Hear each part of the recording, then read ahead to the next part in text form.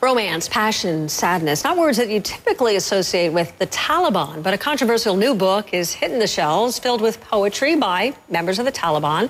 As Becky Anderson reports, it is not just Taliban supporters who are actually reading this.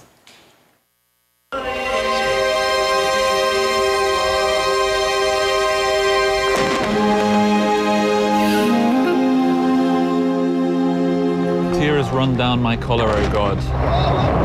Afghan history has been defamed. Just as our turban was held high in the world, today it has descended, O God. Love, patriotism, grief. Words inspired by the Afghan landscape, written by the country's brutal former rulers, the Taliban. Their poetry appears in a new book by two Western academics. It hints at an unseen side of the militant group.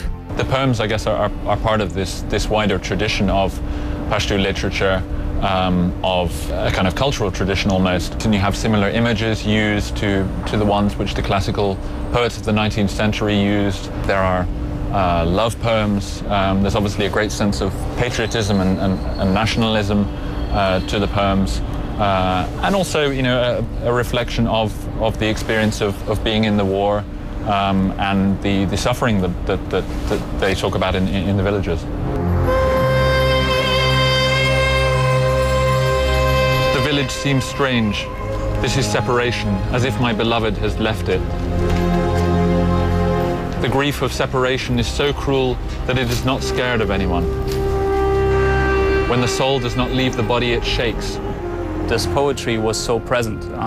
You know, you would find it on friends' cell phones, you would listen to it in a taxi, you would have it in friends' cars. And even people who weren't supportive of the Taliban and who weren't Taliban still listened often to this poetry just because they could, you know, relate to this on an emotional level. Oh, Afghan, stand up. The enemy has come today. He has come to the green lawn of your homeland. Stand against him. You might destroy him. He has come to the garden of red flowers. If you had one message for the West, for those who've never lived in Afghanistan, who've never met anybody who, for example, fights in support of the Taliban or simply calls himself a supporter of the Taliban, what would you say about those you've met who fall into that category? I think what I would like them to understand is that the Taliban are humans, just as we are. What cruelty is it that has brought this grief to our nation? Lights are snuffed on contact. There is great grief and sadness. But publishing these poems has drawn criticism from the highest levels, with one former British military commander, Richard Kemp, saying it gives the oxygen of publicity to an extremist group. It's a claim the book's editors deny. The central problem in many ways of the foreign engagement and interaction in Afghanistan has been lack of understanding quite often. This is just one piece in the wider puzzle, I guess.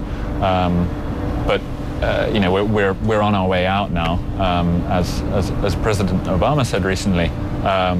But you know, it's still important to try and engage, particularly at the moment where we're engaged in political discussions with the Taliban.